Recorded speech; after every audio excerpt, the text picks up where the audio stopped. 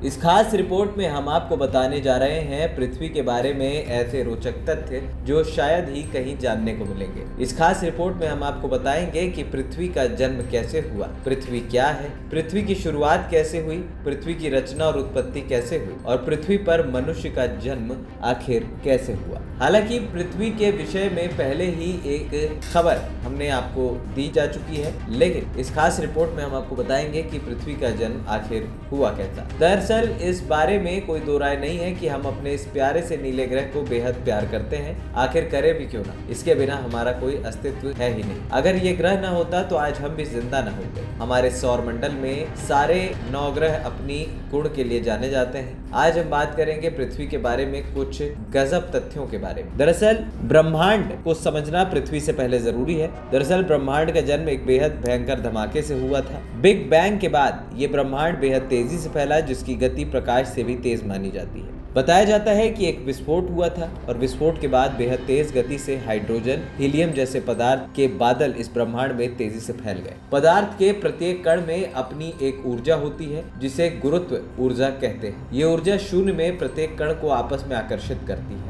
ऐसे में प्रत्येक कण आकर्षित होकर एक ठोस पदार्थ का रूप लेने लगता है। जो सबसे भारी पदार्थ है वो आपस में जुड़कर तारों का निर्माण करते हैं और कम घनत्व वाले पदार्थ मिलकर चट्टानों का अर्थात ग्रहों का निर्माण करते हैं। पृथ्वी भी एक चट्टानों वाला ग्रह है, पर निर्माण के समय तक इस ग्रह में कुछ भी सामान्य नहीं था। हर तरफ लावा और ज्वालामुखी जैसे उथल पुथल वाली घटनाएं होती थी। वैज्ञानिकों का मानना है कि हाइड्रोजन और ऑक्सीजन के फ्यूजन से इस ग्रह में पानी आया था, जो उल्काओं द्वारा लाया गया था। इसके अतिरिक्त एक थ्योरी के अनुसार इस ग्रह में ही अभिक्रिया हुई और फलस्वरूप लाखों सालों तक वर्षा होती रही। बिग बैंग के बाद अंतरिक्ष में फैले बेहद घने धूल के बादल सबसे अधिक घनत्व वाले पदार्थों ने मिलकर तारे का निर्माण किया, जो आज हम सूर्य के रूप में देखते हैं। एक बड़े आकार के तारे के निर्माण होने से बाकी का बचा हुआ डस्ट क्लाउड यानी धूल के बादल इसके चारों तरफ तेजी से चक्कर लगाने लगे और इस तरह डस्ट क्लाउड पार्टिकल्स यानी धूल के बादलों के कण आपस में जुड़ने लगे और इस तरह सौर मंडल के विभिन्न ग्रहों का निर्माण होने लगा।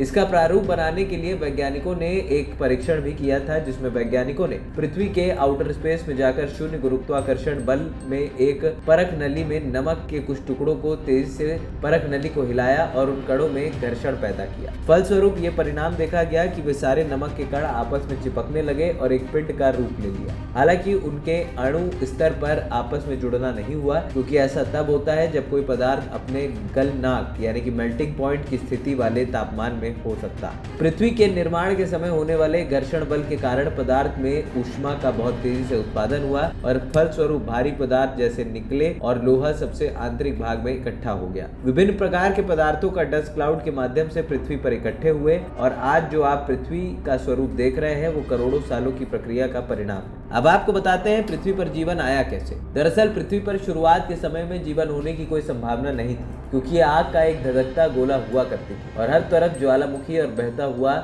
बेहद गर्म लावा हुआ करता था। ब्रह्मांड में तैरता हुआ डस्ट क्लाउड धीरे धीरे पत्थर के टुकड़े, जिन्हें एस्टेरॉइड या उल्कापिंड कहते हैं, इनमें परिवर्तन हो रहा था। आज भी ये एस्टेरॉइड मंगल और बृहस्पति ग्रह के बीच में तैरते रहते हैं, जिन्हें एस्टेरॉइड बेल्ट के नाम से जाना जाता है। वैज्ञानिकों का मानना है कि ये एस्टेरॉइड ही पानी लेकर धरती पर आए थे और इसके बाद ही पृथ्वी पर जीवन की उत्पत्ति हुई। पानी में सबसे पहले एक कोशिकाओं वाले प्राणियों का जन्म हुआ था और फिर सरीसृपों का, और विकास के चलते अन्य प्राणी भी इस पृथ्वी पर अवतरित हुए। अब पृथ्वी गोल क्यों है, ये प्रश्न अधिकतर लोग सोचते हैं। हालांकि पृथ्वी ही नहीं बल्कि हर ग्रह गोल है और इसका कारण है गुरुत्वाकर्षण। जितने भी भारी धातुएं हैं वो सब हल्की धातुओं से नीचे चले जाते हैं और ये तरल अवस्था में होते हैं। जैसा कि अगर आप पानी में सरसों का तेल डालते हैं तो वो नीचे बैठ जाता है। इसी प्रकार प्राथमिक अवस्था में पृथ्वी पर सभी पदार्थ तरल रूप में रहते थे। ऐसे में जो भारी धातुएं थी वो सब इसके मध्य में चली गईं और जैसे जैसे पदार्थों की उत्पत्ति बढ़ती गई, पृथ्वी का गुरुत्वाकर्षण भी बढ़ता चला गया। पृथ्वी के केंद्र से पृथ्वी या किसी भी ग्रह के हर भाग में बराबर मात्रा में गुरुत्वाकर्षण काम करता है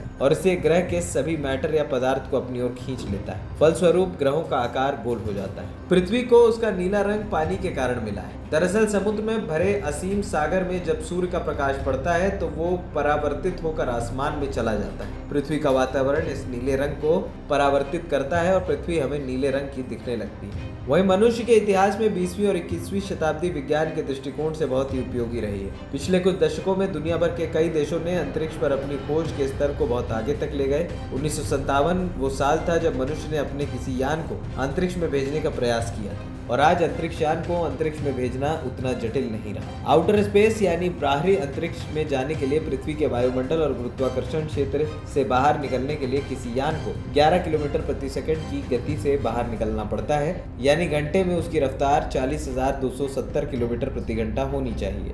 ANP टाइम्स की रिपोर्ट।